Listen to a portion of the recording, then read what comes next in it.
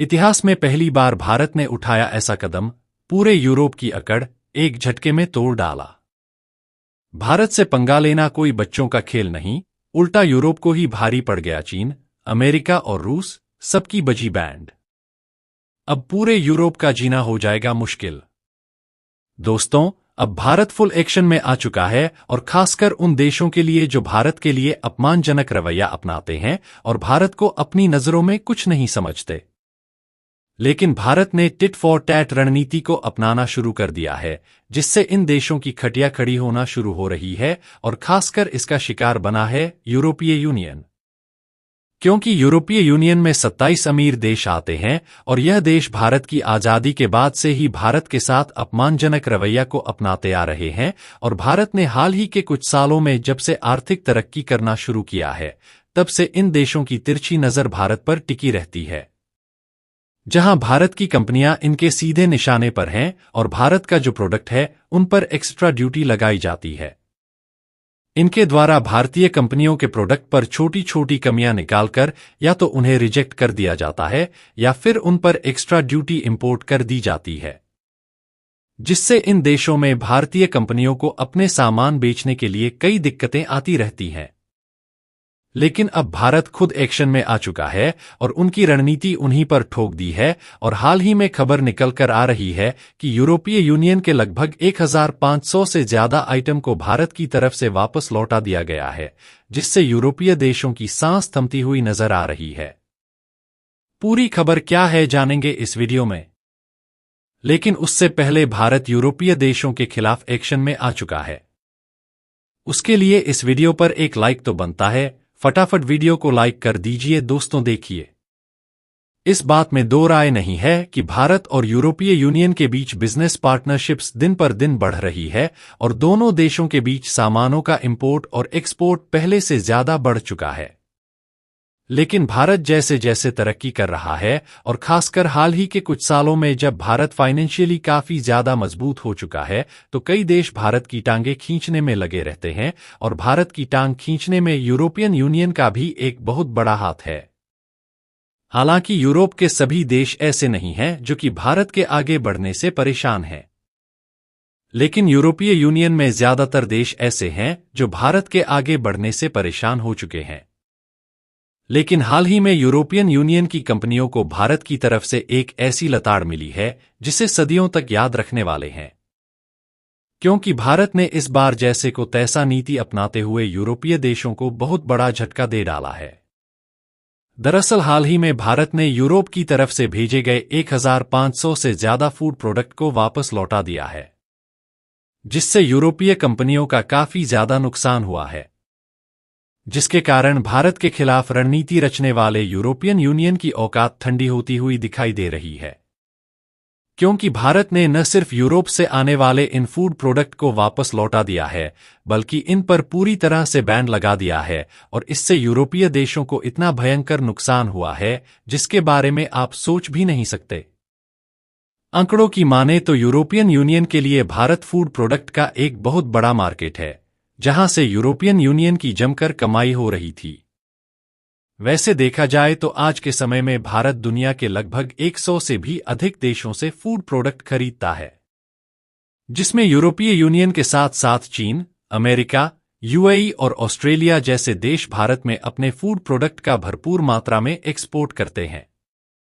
लेकिन आपको यह जानकर हैरानी होगी कि भारत में सबसे ज्यादा फूड प्रोडक्ट का इंपोर्ट चीन से होता है, और उसके बाद दूसरा नंबर आता है यूरोपियन यूनियन का, जहां से हर साल $2.3 बिलियन के फूड प्रोडक्ट भारत में भेजे जाते हैं। हालांकि आपके लिए यहां पर यह जानना जरूरी है कि ऐसा बिल्कुल भी नहीं है कि भारत फूड प्रोडक्ट के लिए इन्हीं देशों पर पूरी तरह से डिपेंड है, बल्कि आपको जानकर खुशी होगी कि भारत फूड प्रोडक्ट के लिए एक बहुत बड़ा एक्सपोर्टर कंट्री है।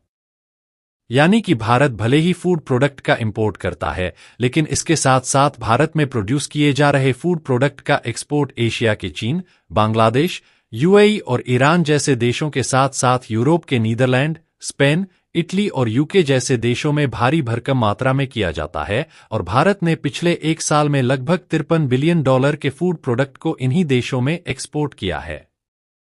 जो कि देखा जाए तो भारत के इतिहास में अब तक का सबसे ज्यादा फूड प्रोडक्ट का एक्सपोर्ट था, जबकि इसे इस साल और भी ज्यादा बढ़ने की उम्मीद बनी हुई है। और पिछले 1-2 सालों में भारत का एक्सपोर्ट तेजी के साथ बढ़ने से भारत की इकॉनमी भी तेजी के साथ आगे बढ़ रही है। लेकिन यूरोपीय यूनियन देश भारत को आगे बढ़ता हुआ नहीं देखना चाहते, इसलिए भारत के द्वारा इन देशों में जिन फूड प्रोडक्ट का एक्सपोर्ट होता है उनमें छोटी छोटी कमियां निकालने की कोई कसर नहीं छोड़ते, जिसके कारण कई प्रोडक्ट को रिजेक्ट कर दिया जाता है और जिन प्रोडक्ट को एंट्री मिलती भी है उनके लिए ज्यादा टैक्स देना पड़ता है, जिससे भारत की कंपनियों का जो प्रॉफिट मार्जिन है वह कम हो जाता है और भारत की कंपनियों को अपने फूड प्रोडक्ट यूरोपीय देशों में बेचने के लिए कई प्रॉब्लम्स से गुजरना पड़ता है। और कुछ महीने पहले यूरोपियन यूनियन की तरफ से भारत के कई मसाले और कुछ अन्य फूड प्रोडक्ट में कमियां निकालकर उन पर बैन लगा दिया गया, जिससे भारत को काफी ज्यादा नुकसान उठाना पड़ा। लेकिन एक तरीके से देखा जाए तो यूरोपियन यूनियन ने अपने पैर पर ही कुल्हाड़ी मार लिया है, क्योंकि जब भारतीय कंपनी पर यूरोपीय देशों में बैन लगाया गया तो उसके बाद भारत एक्शन में आ गया और भारत ने अपने फूड इंपोर्ट के नियमों में खुद को सख्त कर लिया है।